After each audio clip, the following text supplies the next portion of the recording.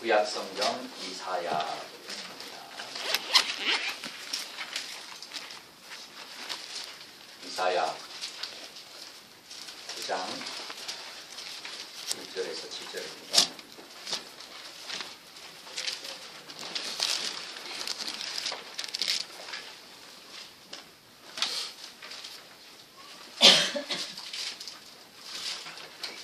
이사야 9장 1절에서 7절, 제가 가지고 있는 성경은 978페이지입니다. 우리와 같이 함께 1절에서 7절 공독하겠습니다. 전에 고통받던 자들에게는 흑암이 없으리로다. 옛적에는 여호와께서 스불론 땅과 납달리 땅이 멸시를 당하게 하셨더니 후에는 해변길과 요단 저쪽 이방의 갈릴리를 정하게 하시느니라. 그간에 행하던 백성이 큰 빛을 보고 사망의 그늘진 땅에 거주하던 자에게 빛이 비치도다. 주께서 이 나라를 장성하게 하시며 그 즐거움을 더하게 하셨으므로 추수하는 즐거움과 탈취물을 나눌 때의 즐거움같이 그들이 주 앞에서 즐거워하오니 이는 그들이 무겁게 맨 멍에와 그들의 어깨의 채찍과 그 압제자의 막대기를 주께서 꺾으시되 미디안의 날과 같이 하셨음이니이다.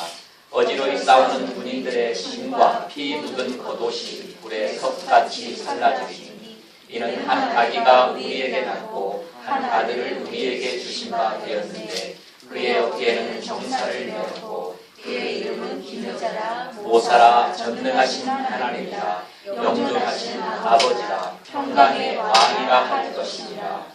그 정사와 평강의 더함이 무궁하며 또 다윗의 왕좌와 그의 나라에 분리하여 그 나라를 굳게 세우고 지금 이후로 영원히 정의와 공의로 그것을 보존하실 것이라.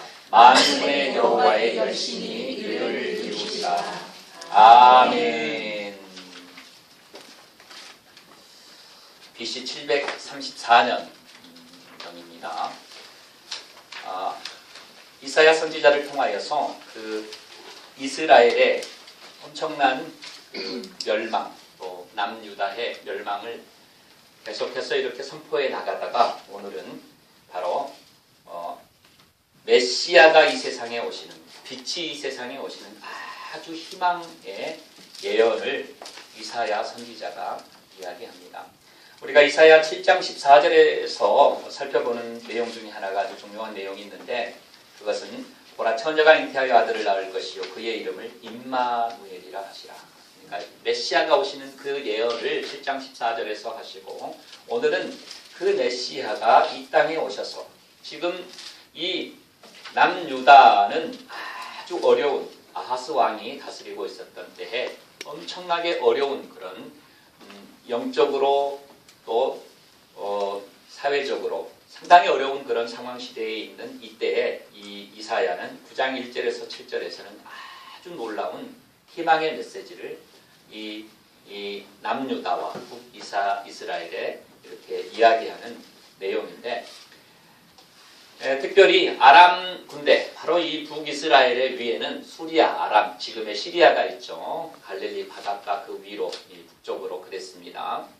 그래서 이 수리아와 아람과 북이스라엘은 이제 먼저 연합이 돼가지고 있었고 남유다는 그 북이스라엘의 밑에 있었기 때문에 조금 더 먼 곳이었죠. 그런데 바로 이 북이스라엘하고 수리아, 아람하고 연합해가지고 남유다를 침공했던 그때 하나님께서는 바로 이 아스가 악한 왕이었지만은 남유다를 보존시켰죠. 그런데 이 남유다가 어땠어요? 이 아수르 저쪽 북방의 오른쪽 동편 쪽에 있었던 이 아수르와 연합을 하죠. 하나님은 자 너희들이 나를 의지하라고. 나를 의지하면 내가 살리겠고 너희들에게 희망이 있다고 그 얘기를 계속해서 주는데도 불구하고 이 남유다는 하나님의 구원과 도우심에도 그것을 의지하지 않고 이 아수르를 계속해서 의지해 나갑니다. 그래서 이 9장 8절에서부터는 다시 바로 이 이스라엘에게 임할 진노가 소개가 되어집니다. 여러분, 인간에게 있어지는 가장 큰 위기, 우리는 그것을 이런 전쟁의 혼란기, 그 다음에 성공하지 못한 물질적인 그런 어떤 고통을 받고 있을 때 우리는 인간의 이 위기로 생각하고 판단하는데 성경에서는 인간에게 가장 큰 위기는 하나님과의 관계가 단절되었을 때랍니다. 근데 바로 이 남유다가 이사야 선지자의 그런 놀라운 선포와 예언을 통하여서 이렇게 살림을 받고 보호하심을 받는데도 불구하고 이 남유다는 계속적으로 아수르라고 하는 신흥 강대국을 의지하는 가운데 하나님께서 예언하는 내용입니다. 그리고 이 예언은 740년경에 했으니까 예수 그리스도께서는 이제 오신 후가 AD로 나뉘는 그때가 그러니까 한 734년이었으니까 700년 후에 메시아께서 오시죠. 한 730년 후에 예수 그리스도께서 오시는데 바로 지금으로부터 약 2750년경 전에 약 2700년경에 BC에 그 전에 선포되었던 이 메시아는 이 이사야의 시대로부터 700년 후에 예수님께서 오시는 그런 역사가 있었고 우리는 바로 그때 그 이사야가 선포했던 이 이스라엘 백성들과 남유다 백성들이 기대했던 메시아, 그 메시아를 이미 우리는 받아들이고 우리의 구원자로 모시고 사는 축복을 누리는 참 놀라운 그런 세대에 우리가 살고 있다 이렇게 생각을 하면 됩니다. 그러면 그렇게 혼란하고 정치적으로 사회적으로 문화적으로 이렇게 정말로 어려웠던 그때 그 시대에 이렇게 남유다도 신흥 강대국이었던 아수르를 의지하였지만 그러한 가운데도 하나님의 축복의 메시지와 메시아에 대한 그 빛에 대한 예언은 소개되었는데 저는 오늘날에도 이사야가 살았던 그 시대나 지금의 세대나 그렇게 크게 다르지 않다고 생각합니다. 여러분 지금 이 시대 정말 크리스찬들이 이런 혼란기에 전적으로 아수르가 아닌 정말 하나님을 의지하면서 그 하나님의 도우심과 하나님의 능력 앞에 겸손하게 하나님을 찾는 그런 신앙자들로 살아가고 있는가. 내가 정말 그때 약 2700년 전에 내가 이스라엘의 남유다 백성으로 살았다면 나는 어떤 인생을 살았을까 우리가 생각해 볼 수 있지만 동일하게 지금 하나님이 역사하는 이 시대에 나는 정말 하나님을 온전히 신뢰하고 하나님을 쫓는 그리고 정말 이사야가 선포했던 그 구원의 빛 아래에서 내 인생은 노래 부르는 인생을 살아가고 있는가 우리는 생각해 봐야 될 것입니다. 너무나도 비슷한 현재의 기독교인들의 상황이 아닌가 이렇게 생각을 해요. 여러분 얼마 전에 그 명성교회 김성환 목사님 아들인 김하나 목사가 하남시에 교회를 하나 분립 개척이 되었죠. 교회 이름 아세요? 뭐 대충 뭐 알 수 있죠. 머리만 조금 이렇게 돌아가는 사람들은 알 수 있는데 무슨 교회겠어요? 명성제일교회. 야 장모님 역시 똑똑하셔. 그 말이야? 아닌데 명성교회는 명성이 들어갔잖아. 명성교회. 명성하남교회. 그러니까 명성하남교회 또 누구? 예? 이거 안 찍으세요. 빨리빨리 찍으면 바로 나오는데 이거. 새노래 명성교회를 개척 분립했습니다. 새노래. 여러분, 근데 이제 많은 이 기독교 뭐 윤리실천위원회 이런 곳에서는 세습, 세반연, 세습 뭐 반대 연합회 뭐 이런 데서는요 이것이 변칙 세습이다. 아주 똑똑하게 변칙 세습한다라고 하는 목소리를 내면서 꼼수 부리는 이제 그런 부분으로 신랄하게 비판을 합니다. 여러분, 뭐 우리 삼김 알았죠? 삼김. 네, 김선도, 김국도, 김홍도. 야, 그런 거를 빨리 안 정하네. 세 명이 그대로 세습했죠. 자, 변칙 세습. 개척 분립한 교회들이 있습니다. 혹시 아시는? 내가 여러분 너무나 많이 가르쳐주는 것 같아요. 자, 한번 얘기해봐요. 예? 소망교회 박선희 목사님 어디에 분립 개척했어요? 분당. 오케이. 거기 몰라도 내가 가르쳤어. 또 여러분 좀 알으셔야 돼. 이 세상이 교회가 어떻게 돌아가고 있는가 여러분 알으셔야 됩니다. 또 어떤 교회 있어요? 왕성교회 길자연 목사님 아들 길요나 어디다 개척했었어요? 분립개척. 과천. 왕성교회. 또 혹시 아시는 교회 있어요?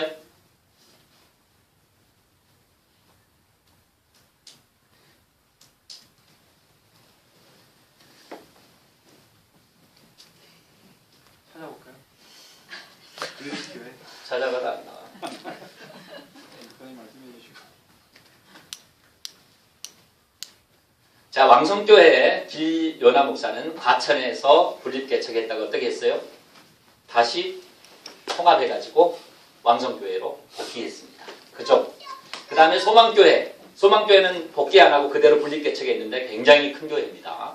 분립개척이 아니라 하여튼 분립이라고 봐야지. 자, 그 다음에 이제 우려하는 것이 명성교회 김하나 목사. 이거는 이제 우려하는 내용입니다. 하남의 새노래 명성교회를 개척하고 나중에 명성교회로 복귀할 수 있다고 보는 것이 세반면에서 바라보는 시각이기도 합니다. 그러니까 변칙 세습인데 지금도 뭐 지하 2층에 지상 4층 엄청난 크기의 교회가 분립이 개척이 돼서 600명 뭐 신도가 들어갈 수 있는 공단인데요. 그렇게 갔다가 다시 이렇게 돌아올 수 있는 길은 헌법적으로 막을 수가 없어요. 그래서 그것이 그렇게 돌아오지 않을까 이렇게 보는데 여러분 제가 무슨 말을 하려고 하느냐. 교회가 이렇게 혼란하는데요. 저는 목사들의 잘못만은 아니라고 봅니다. 누구의 잘못이에요? 모든 성도들의 잘못입니다. 성도들이 막으면 돼요. 여러분 독재는 어쩔 때 가능한 거예요?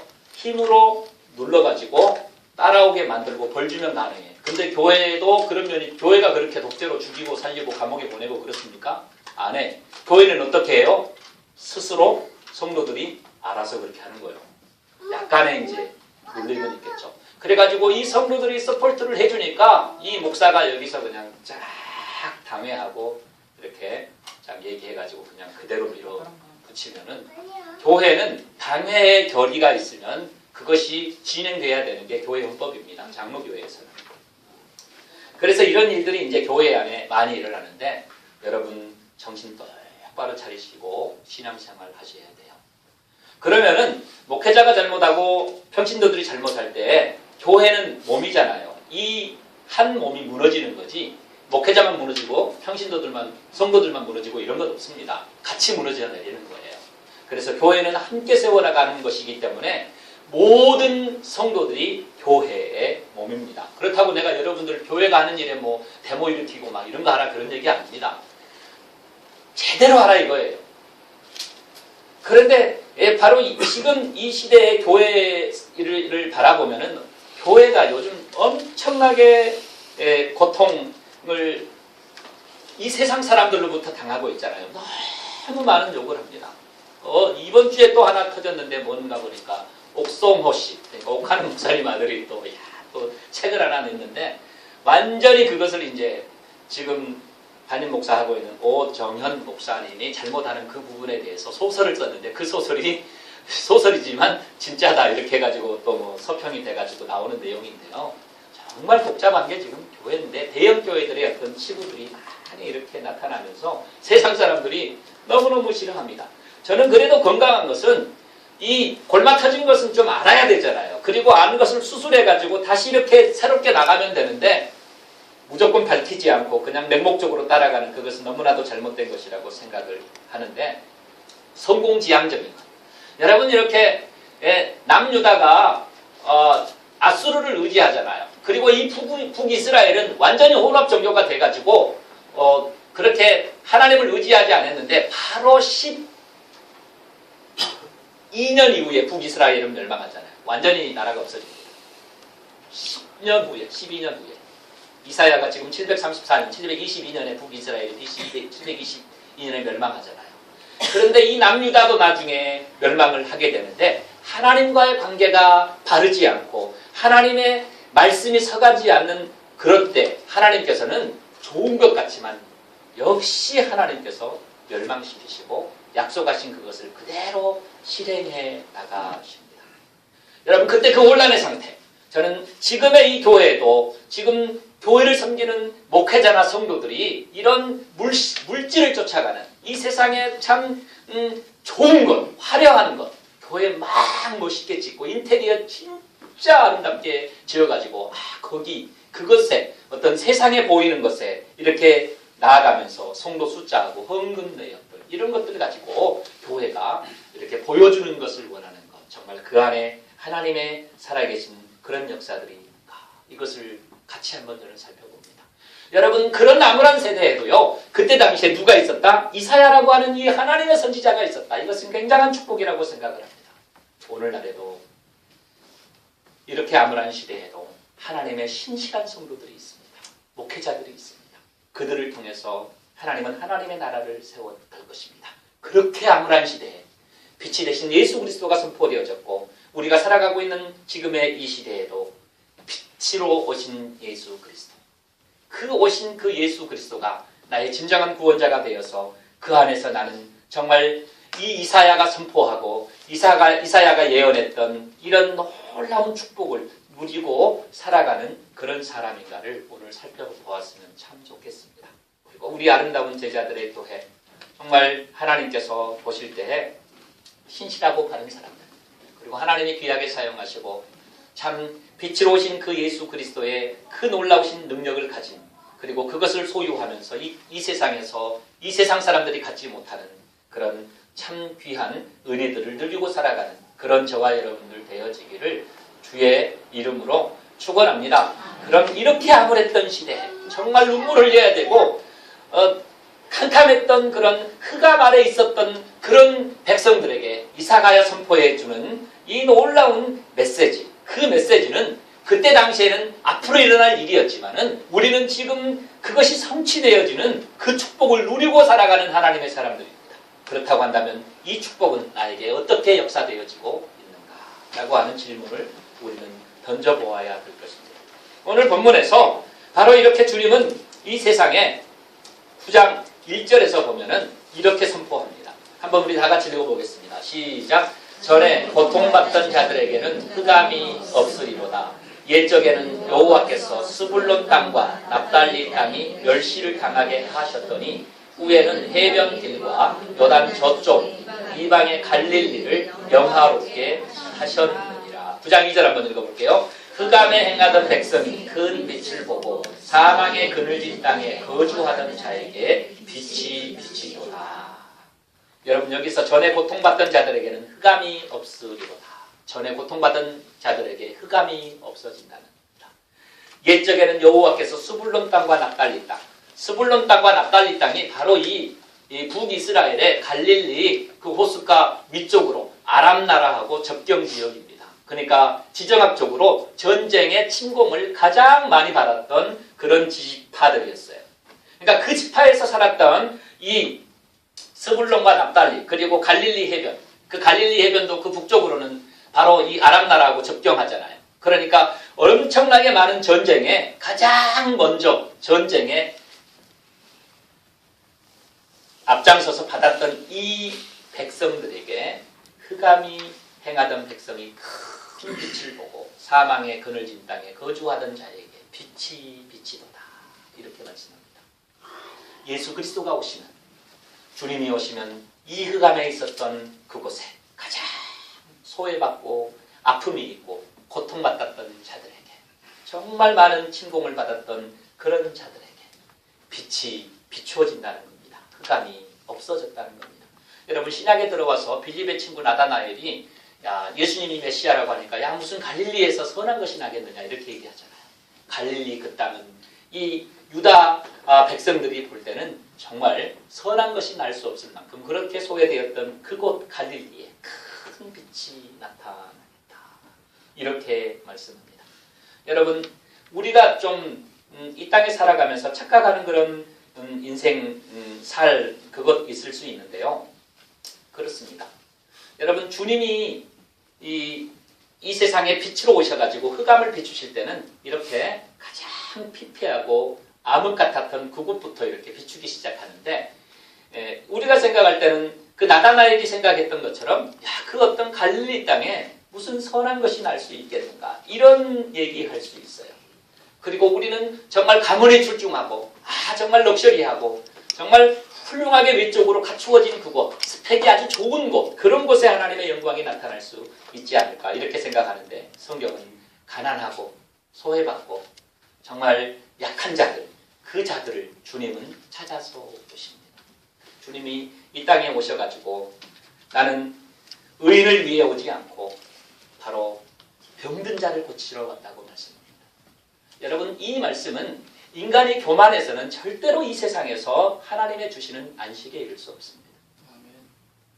정말 세리가 기도했던 것처럼 감히 얼굴을 들지 못하고서 나는 죄인이라고 감히 하늘에 얼굴을 들지 못하고 하나님 바라보지 못하면서 나는 죄인이라고 가슴을 뜯고 고통했던 그런 죄인의 심정으로 하나님 앞에서 겸손하게 자기 자신을 바라보는 이런 심령이 가난한 자들에게 주님은 빛으로 오셔서 그들을 세우시고 그들에게 은혜를 줍니다. 그렇지만 나 정도면 됐겠지.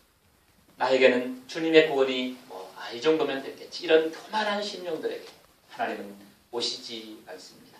여러분, 그래서 우리가 인생을 살아가면서 여러분들이 이 땅에서 정말 무서워해야 될 것은 내가 교만한 자인가 겸손한 자인가를 늘 살펴보는 거예요. 여러분, 주님은 내가 많이 가지고 있고 지식이 많고 이런 거 따지지 않습니다. 네가 지식이 많고 많이 가지고 네가 이 땅에 정말 잘 살고 부유해도 네 마음이 정말 하나님을 향하여 열려있는 인생인가, 그 인생을 축복하셔요. 여러분, 정말 내가 가난하고 부족하고 가진 것 없어도요, 그 마음이 하나님을 향해서 늘 가난한 심령으로 쫓아가는 그 자에게 하나님의 빛은 역사되어집니다. 그래서 바울이 얘기하잖아요. 죄가 많은 곳에 은혜가 많다는 겁니다. 내 자신이 죄인이라고, 내 자신이 정말 하나님 앞에서 내세울 것 같다고, 나는 이 세상에서 정말 의인 아니라고, 그 주님이 오셔서 나를 다스리시고 나를 인도하셔야만 내가 이 땅에서 진정한 안식의 인생을 살 수 있다고, 그렇게 겸손히 주님을 찾는 자들에게 하나님의 크신 은혜가 임한다고 말씀합니다. 저는 저와 여러분들, 이 세상의 빚과 권력, 돈, 힘, 그런 것들 가지고 하나님 찾는 여러분들 되지 마시고, 오늘 나는 죄인이라고, 나는 정말 부족한 사람이라고 그러면서 하나님을 찾고 그 하나님의 빛이 내 안에 밝게 비춰지고 하나님이 역사하시는 그런 여러분들 되어지기를 주의 이름으로 축원합니다. 흑암이 없어지는 것. 여러분, 이 흑암은요, 주님이 오셔야만 없어집니다. 내가 예수 그리스도를 바로 영접해야만 이 흑암이 없어지는 거예요. 그것은 돈과, 그것은 권력과, 그것은 내가 정말 가난하게 사는 것과 다 상관이 없는 거예요. 내가 이 세상에서 어떤 상황에 있다 할지라도, 내가 정말 이 세상에서 가진 것도 없고 아니면 가진 것이 많다 할지라도, 내가 이 예수 그리스도를 영접하고 그 주님을 신뢰하고 그 주님 앞에서 살아가는 사람이다. 그 사람에게는 흑암이 없어지는 겁니다. 내가 지금 주님과의 관계가 어떤 관계일까? 그 사람의 인생에서 진정한 승리가 있는 거예요. 저는 우리 아름다운 제자들의 교회가 이 주님이 다스리시는 빛의 그런 놀라운 역사들을 살아가는, 희망이 없이 살아가는 빛의 역사들이 여러분들에게 있어지기를 주의 이름으로 축원합니다. 그러면 이 주님이 오셔가지고 다스리는 그 세상은 9장 3절에 이렇게 축복합니다. 한번 우리가 9장 3절 다 같이 한번 읽어보겠습니다. 시작. 주께서 이 나라를 장성하게 하시며 그 즐거움을 더하게 하셨으므로 수수하는 즐거움과 탈취물을 나눌 때의 즐거움이 같이 그들이 주 앞에서 즐거워하고, 주님이 오셔가지고 빛으로 오신 그 나라는 주께서 이 나라를 창성하게 하시며 번성하게 하시고 그 즐거움을 더하게 하셨으므로, 즐거움이 주님이 더하시게 하시는데 추수하는 즐거움과 탈취물을 나눌 때 즐거움같이 그들이 주 앞에서 즐거워하오니, 주께서 번성하게 하시고 주 앞에서 즐거워할 수 있다는 겁니다. 주님 앞에서만 즐거움이 있습니다. 여러분, 주님이 주시는 이 즐거움, 주님이 역사하시는 이 즐거움만이 우리에게 진정한 승리를 가져다 줍니다. 이 능력이 저와 여러분들에게 있다면 우리는 정말 놀라운 역사를 이루는 그런 인생 살 수 있어요. 여러분, 다른 데서 즐거움 찾으려고 하는 사람들이 있습니다. 주님이 아닌 다른 곳에서. 그런데 결국은 남유다는 다른 곳에서 그런 안식과 평화를 찾으려고 하다가 결국은 멸망당하는, 바벨론에 멸망당하는 그런 비참한 최후를 맞이하잖아요. 하나님이 아닌 다른 것에는 즐거움이 없습니다. 그게 즐거울 것 같아요. 행복할 것 같아요. 좋을 것 같습니다. 참 잘 될 것 같아요. 그런데 비참하게 되어집니다. 여러분 뭐 돈을 쫓아갔던 그런 사람들 좋을 것 같죠? 절대 안 좋습니다. 목회자들과 마찬가지예요. 돈 좋아하고 돈 쫓아가고 그렇게 했다는요. 정말 창피한 모습으로 얼굴도 제대로 들지 못하고 그렇게 법정에서 끌려 나오는 그 모습 얼마나 초라합니까? 여러분 우리가 그런 인생 살지 않아야죠. 주 앞에서만 진정한 즐거움이 있는 거예요. 주님이 주시는 즐거움. 그 빛 아래서만 진정한 승리가 있는 것입니다. 저는 저와 여러분들이 그런 인생 살아가기를 주의 이름으로 다시 한번 축원합니다. 여러분 그런데 바로 이 즐거움이 어떻게 임하는가? 왜 이런 즐거움은 이스라엘 백성들에게 임할 수 있는가? 4절에서는 바로 그 이유에 대해서 7절까지 우리에게 설명해 주는 내용입니다. 자, 왜 이런 놀라운 빛으로 그 다음에 이런 아주 승리, 이런 즐거움, 주 앞에서 즐거움을 갖게 되는 것인가? 거기에 대한 이제 이유가 설명이 되어져요. 4절은 먼저 이렇게 얘기합니다. 4절 우리 한번 다 같이 읽어봅시다. 시작. 이는 그들이 무겁게 맨 멍에와 그들의 어깨의 채찍과 그 압제자의 막대기를 주께서 꺾으시되 미디안의 날과 같이 하셨습니다. 미디안, 사사시대의 미디안, 전쟁터에서 생각나는 거 있죠? 300명의 미디안의 용사. 그 300명, 횃불하고 항아리만 들고 갔는데 그냥 하나님께서 승리하게 했죠. 그런데 다 돌려보내고 300명만 무릎 꿇고 손에다 물 마시는 이 사람들 300명만 뽑아가지고 바다에 모래와 같이 많이 있었던 그 군대들을, 미디안 군대들을 그냥 다 물리치잖아요. 그런 것처럼 하나님께서 역사하신다는 겁니다. 하나님께서 그 멍에, 그 압제자의 그 권력, 그런 것들을 다 풀어주신다는 거예요. 주님이 역사하셔서 그렇게 하신다는 겁니다. 그러니까 우리가 이 세상에 살아가면서 내가 뭐 지고 가는 이 멍에 짐들, 이런 것들을 내 힘으로 해결하려고 해봐야 되지 않는 거예요. 그렇지만 하나님께서 이것을 다 풀어주시면 하나님의 역사 가운데서, 하나님의 절대적인 은총 가운데서 이 이스라엘 백성들에게 이런 능력이 역사된다는 겁니다. 그런데 지금 그렇잖아요. 저와 여러분들은 지금 이 축복의 시대에 살고 있잖아요. 주님을 모시고 주님이 다스리는 사람, 그리고 그 주님 안에서 살아가고 있는 저와 여러분들에게는 우리가 지고 가는 이 짐들, 이 무거운 압박들, 그리고 위에서 눌리는 이런 아주 힘있는 권세들, 그 안에서 주님이 역사하셔서 해결하셔서 그것을 깨부신다, 이렇게 말씀하십니다. 이 승리가 보장되어지는 곳에서 우리가 살고 있습니다. 이 축복의 인생들을 저와 여러분들은 지금 누리는 그런 놀라운 세대에 살고 있어요. 그런데도 불구하고 오늘 내가 그런 인생을 살지 못한다고 한다면 참 불행한 인생을 우리는 사는 것이죠. 이미 주님이 이루셨던 것, 주님이 역사하시고 성취하셨던 것, 그것을 나는 이 세상에서 받아들이고 믿음으로 나아가기만 하면 되는데 그런 인생을 살지 못한다면 우리의 믿음이 불완전하기 때문입니다. 저는 이 축복이 여러분들에게 인생에 있어서 오늘 다시 한번 도전되어지고 승리하게 되어지기를 주의 이름으로 축원합니다. 내 멍에 채찍, 압제자의 막대기, 그런 것들을 다 부셔버린다는 겁니다. 그리고 하나님께서 역사하신다는 거예요. 근데 바로 이 주님을 모신 자가 이 능력의 인생을 산다고 말합니다. 여러분들이 당하고 있는 그 고통들, 오늘 내가 정말 압박처럼 느끼고 있는 그런 어떤 인생의 좌절감들, 그런 것들 있다면 오늘 우리는 이 하나님의 말씀 가운데서 다시 회복되어져야 합니다. 그런데 오늘 본문에서 자, 이런 역사가 있는데 구체적으로 그러면은 어떻게 이런 일들의 역사가 일어나는가?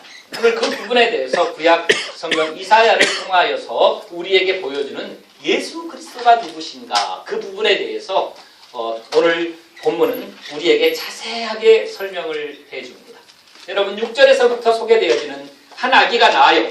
자, 메시아가 나는데 그 주님은 어떤 주님이신가?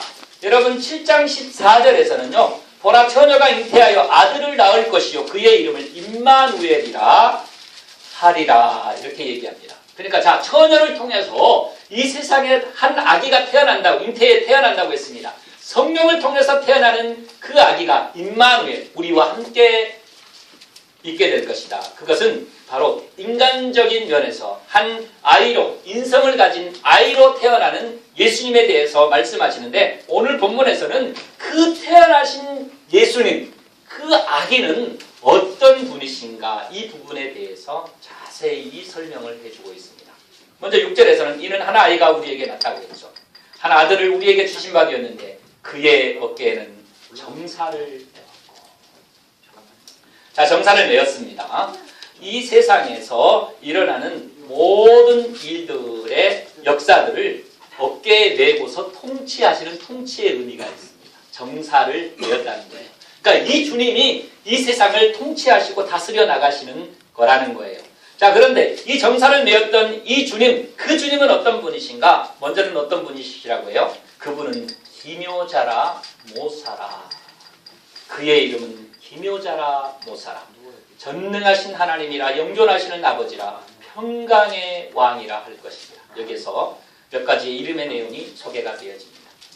자, 이 주님을 모신 자들이 이 땅에서 이런 멍에를 벗어버리고 이런 압박자의 그런 모든 채찍과 막대기에서 다 벗어나는 참 자유와 승리의 인생을 살아가는데, 바로 오실 메시아가 이런 분이시다. 그분은 기묘자라. 기묘자라는 이 말의 뜻은 인간이 이룰 수 없는 신비한 기적들을 다 나타내시는 분. 그래서 Wonderful Counselor라고 영어 성경은 소개가 되어주시는데요. 이 세상의 완전한 모든 계획들을 다 실행시키시고도 남으심이 있는 신비한 기적의 하나님, 인간이 할 수 없는 그 일을 완전하게 실행시키시는 하나님, 기묘자. 모사는 카운셀러로 소개가 되어지는데, 이 모사는 오늘날 신약성경에서 보혜사, 성령님의 의미하고 보혜사라는 말의 의미하고 굉장히 유사한 그런 단어입니다. 그러니까 우리를 돕는 보혜사는요, 우리의 모든 것을 다 알고 계시는데, 예수님은 직접 이 세상에 오셔서 우리의 모든 것을 아실 뿐만이 아니라 인간이 경험할 수 있는 모든 희노애락을 다 경험하신 그 주님이 우리의 모든 것을 다 도우실 수 있다. 돕는 자의 의미를 가지고 있어요. 여기서 전능하신 하나님이시라는 그런 또 단어가 사용되어지는데, 여기서 전능하신 하나님이라고 하는 이 전능하신 하나님이라고 할 때 구약성경에서 특별히 이 올마이티라고 하는 단어가 사용되어질 때는, 그때는 엘샤다이라고 하는 단어하고 깃보르라고 하는 단어가 사용이 되어지는데, 여기서는 깃보르라고 하는 단어가 구약 히브리어로 사용되어지는데, 이 단어는 전쟁터에 나가서 그 전쟁을 완전하게 승리하시는, 그럴 때 사용되어지는 내용입니다. 그러니까 여기서 이 전능하신 하나님으로 주님이 이 세상에 오셨는데, 우리가 이 세상에서 전쟁하는 모든 싸움에서 완전하게 승리하시는 분, 그리고 사탄의 모든 권능들을 없애시고 멸망시키시는 능력, 바로 그 전능하신 하나님이십니다. 그러니까 저와 여러분들이 이 세상에서 영적으로 고통당할 수 있고 사탄의 역사 앞에 괴로워할 수 있는데, 바로 그 모든 것들을 이 주님이 다 싸워서 승리하게 하시는 전능하신 하나님으로 예수님이 소개되어지고 있습니다. 여러분, 또 여기서는 영존하신 아버지로 소개가 되어지는데, 아버지는 삼위 중에서 성부 하나님을 가르치시는데, 삼위 하나님, 여러분 우리가 삼위도 배웠지만 삼위 하나님 중에서 특별히 아버지는 사랑이 많으신 아버지, 은혜가 풍성하신 하나님, 그 은혜가 풍성하시고 사랑이 많으신 이 아버지께서는 우리의 아버지로 우리를 끝까지 사랑하시고 포기하지 아니하시는 끝없는 사랑에 대한 표현이기도 합니다. 이 바로 영존하시는 아버지세요. 여러분, 그리고 우리가 정말로 중요한 내용 중에 하나가 오늘 평강의 왕이십니다. 아름다운 제자들의 교회 성도들, 저와 여러분, 우리가 살아가는 이 세상, 정말 평강의 왕으로 주님이 오셨습니다. 그런데 이 주님이 평강의 왕으로 오셨는데, 여러분, 이 평화는 두 가지의 평화가 나라에 임할 수 있어요. 하나는 어떤 평화예요? 군림하면서 나타나는 억압입니다. 그러니까 공안정치, 말 안 들으면 감옥에 가다 몇 버리고 그냥 평안하게 시키는 대로 이렇게 나라가 조용합니다. 그런데 뭐가 있어요? 두려움에 사로잡힌 인생을 살아가면서 누리는 평화예요. 그런데 이 주님이 오신 이 평강은 자유로이 누리는 평강입니다.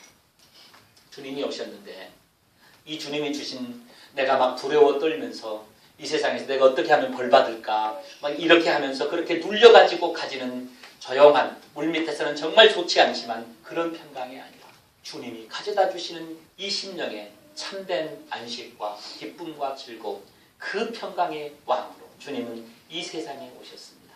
그러니까 이 주님이 다스리는 이 평강, 그러니까 주님이 오셨는데 주님이 이 땅에 오셔서 나를 구원하시고 나를 사랑하셨는데 이 주님이 다스리는 하나님의 사람들은 이 평강을 누리셔야 된다는 겁니다. 너무너무 중요하다고 생각이 되어지는데 여러분 인생을 살아가면서 이 주님이 오셔가지고 다스리시는 이 평강 누리고 계시나요? 여러분 정말 우리는 이 평강 누려야 됩니다. 나를 다스리시는 이 주님, 주님이 다스리시고 내게 천국을 주신 이 놀라우신 평강, 이 평강의 은총을 맛보면서 살아나가는 자들, 바로 그것이 우리가 지금 이 시대에 살고 있는 메시아를 모신 하나님의 사람들입니다. 이 평강의 왕이 여러분들의 왕으로 역사되어지기를 다시 한번 주의 이름으로 축원합니다. 세상이 주는 것 아니에요.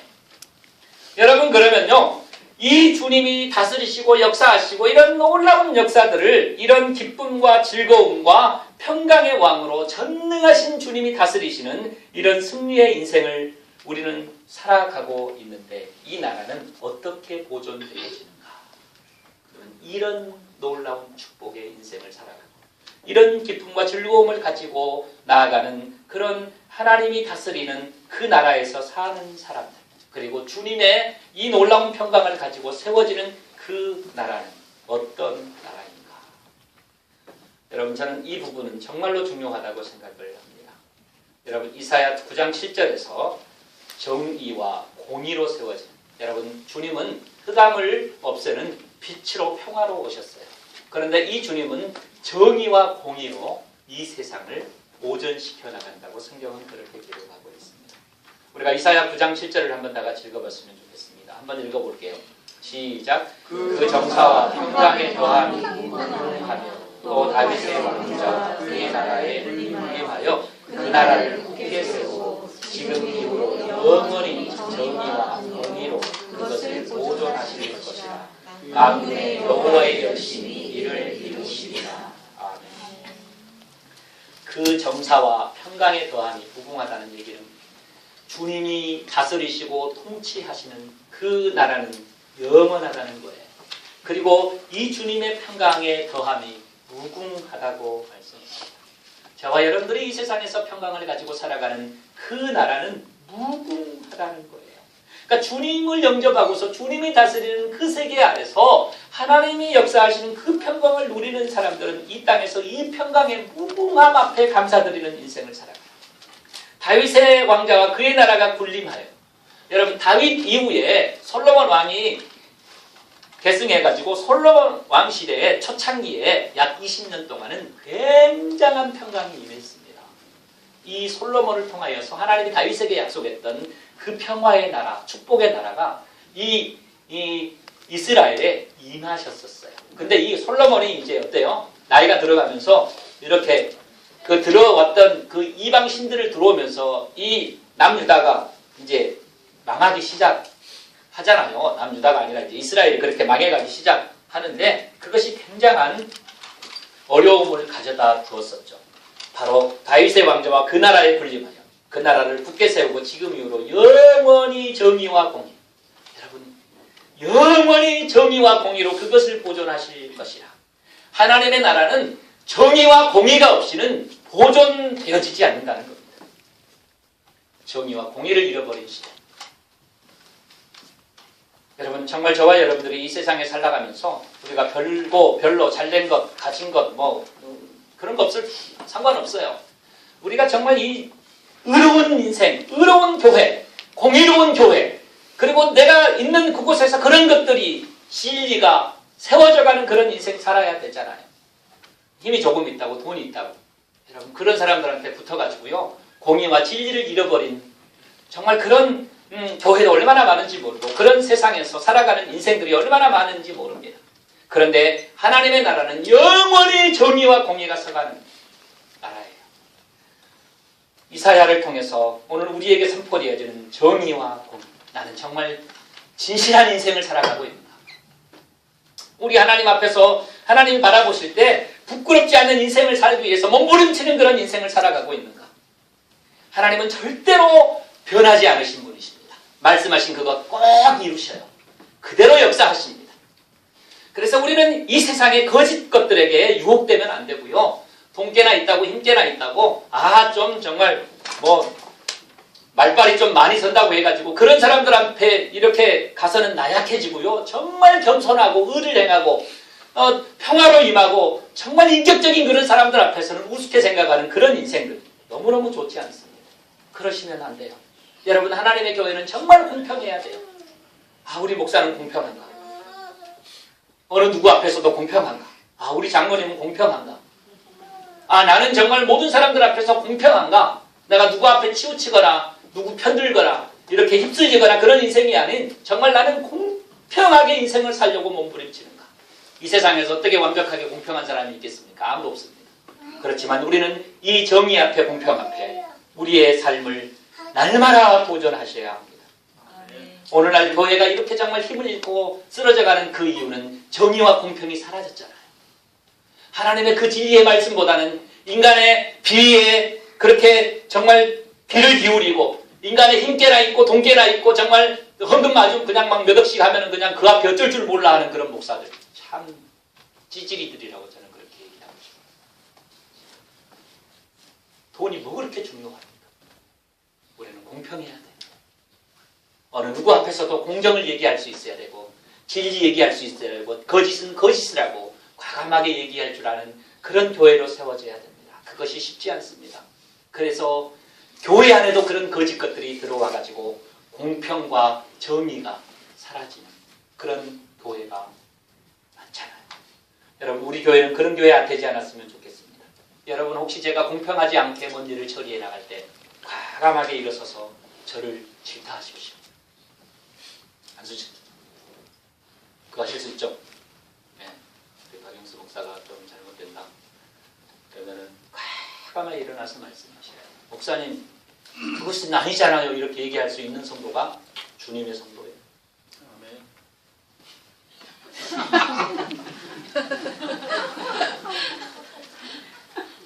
아멘이잖아요. 왜 아멘? 제가 먼저 아멘하면 그럼 그래야만 교회가 순결하게 세워지고 교회가 공평하게 세워지는 거예요. 그래야 목사가 딴 생각 안 해. 근데 딴 생각해도 목사님 아이고 막 조영기 목사 막 설교하면서요. 아이고 내가 지금 당하는 이거는 고통이고 나를 더 새롭게 하기 위해서 하나님이 주신 것이다. 그러니까 성도들이 다 박수쳐. 죄 짓고 지금 법정 형량이 떨어졌는데도 불구하고 교회에서는 박수 쳐줘요. 그러면 설교를 안 해야지 뭐 설교하면서 뭐 그런 고난을 당하면 안 되잖아 사실. 그게 얼마나 창피한 일인데. 그래가지고 많이 배웠대. 배우기는 못 배워.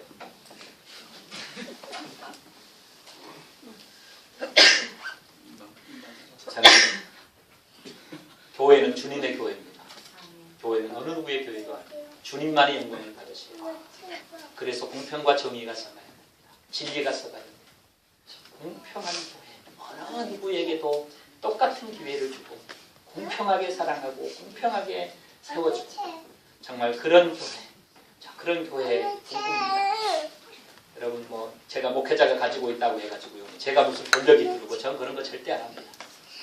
내가 또 살면 얼마나 더 살겠어요. 이게 어렸을 때 좀 살라나? anyway. 하여튼 뭐 그래봐야 뭐 이제 인생 급방입니다. 근데 인간들은 왜 그렇게 권력과 돈과 그 인간의 그 술수를 써가면서 그 지저분하게 더럽게 치사하게 옹졸하게 살아가려고 하는 너무 많아요 그런 사람들. 우리 그렇게 살지 않아요. 이렇게. 그런데 저도 그렇게 될 수 있는 인간이고 경향이 있다는 겁니다. 인간이잖아요. 도전은 하지만 저도 얼마든지 타락할 수 있고 그렇게 될 수 있어요. 그것을 바로 일으켜 세우실 수 있는 분은 협력자들인 동역자들인 여러분들이에요. 우리 교회가 그렇게 세워져 나갈 때 우리가 그런 목소리를 내주고 교회를 함께 세워져 나가는 공평과 정의가 세워지는 하나님의 나라, 그것이 영원히 보존된다고 성경은 우리에게 그렇게 말씀합니다. 여러분, 그런 성도들 되시기를 주의 이름으로 축원합니다. 여러분, 오늘 이 역사를 선포하고 있는 이 이사야는 자, 앞으로 오실 그 메시아가 오셔가지고 누리는 하나님의 백성들의 그 축복, 그 놀라운 역사들, 그것은 만군의 여호와의 열심으로 반드시 이루겠다, 이렇게 마무리합니다. 얼마나 이게 희망찹니까, 여러분? 주님이 하나님이 하시는데요, 만군의 여호와의 열심이 그것을 이루리라. 이사야 9장 7절에서 그 정사와 평강이, 이거는 무궁하면 또 다윗의 왕자와 그의 나라에 군림하여 그 나라를 굳게 세우고 지금 이후로 영원히 정의와 공의로 그것을 보존하실 것이라. 누가 하신대요? 만군의 여호와의 열심이 이를 이루시리라. 여러분, 하나님이 하신다는데 누가 그 앞에 감히 안 된다고 얘기할 수 있어요? 의장 일어나가지고 발언해봐야 아무 소용없어. 하나님이 하신다면 절대 안 돼. 절대 되게 돼 있어요. 여호와의 열심이. 그래서 여러분 어떻게 됐어요? 734년 이후에 누가 오셨어요? 주님이 오셨어요. 주님이 오셔서 어떻게 했어요? 우리가 지고 가는 이 죄악과 아픔과 고통을 십자가에서 말끔하게 깨끗하게 하나도 없이 다 해결하셨습니다. 아들을 직접 이 세상에 보내셔서 그 주님 때문에 우리는 우리의 모든 죄가 다 사해졌고 이 주님 때문에 진정한 평강을 누리고 자유를 누리는 그런 축복의 사람들이 되었습니다. 그리고 주님의 약속 한 가지가 이루어지지 않는 것이 있는데 그것은 다시 오신다고 하는, 그 주님이 세컨 커밍하는 그것만이 성경의 모든 예언 중에 성취되지 않는 것입니다. 그것은 반드시 이루어질 것입니다. 저와 여러분들이 정말로 이 땅에 살아가면서 기뻐해야 될 것은 이 예언은 우리가 지금 살아가고 있는 2000년 전에 실행되었고 우리는 그 모든 예언의 성취들을 지금 이 땅에서 누리면서 사는 축복의 사람들이라고 하는 거예요. 평화의 왕으로 오신 주님, 올마이디 전능하신 하나님, 기묘자요 모사이신 돕는 자이신 예수님, 우리의 모든 것을 다 도우시는 분, 그리고 그 나라는 영원히 보존되어지는 그 축복의 현장에서 내가 살아가고 있습니다. 이것이 바로 저와 여러분들입니다. 저는 이 놀라운 축복을 여러분들이 누리시며 즐거움과 기쁨으로 평강을 역사해 나가는 그런 교회 성도들 되어지기를 주의 이름으로 축원합니다. 하나님의 열심이 반드시 이루십니다. 저는 이것을 믿습니다. 하나님의 열심으로 나를 역사하시고 하나님의 열심으로 십자가에서 예수 그리스도를 죽이시기까지 사랑했던 그 하나님의 자녀 삼아주신 그 하나님의 열심은 내가 하늘나라 가는 그날까지 계속해서 역사되어집니다. 나는 부족해서 쓰러질지라도 하나님의 열심은 멈추지 않습니다. 그 하나님 의지하고 힘을 얻고 새 희망을 가지고 다시 일어서고 승리하시는 여러분들 되시기를 주의 이름으로 축원합니다. 하나님 아버지께서 다스리시고 인도하여 주셔서 하나님 메시아가 이 세상에 태어나셨습니다. 하나님의 아들이 하나님이신 주님이 이 땅에 태어나셔서 기묘자여 모사여 전능하신 하나님으로 영존하신 아버지로 평강의 왕으로 우리를 지배하고 계십니다. 그 나라는 영원히 보존되어지는데 공평과 정의로 세워지는 나라입니다. 하나님, 우리 아름다운 제자들의 교회의 성도들 이 주님 모시고 이 땅에서 진정한 안식과 평강을 누리는 복된 축복의 사람들 되게 하여 주옵소서. 예수님 이름으로 기도 올립니다. 아멘.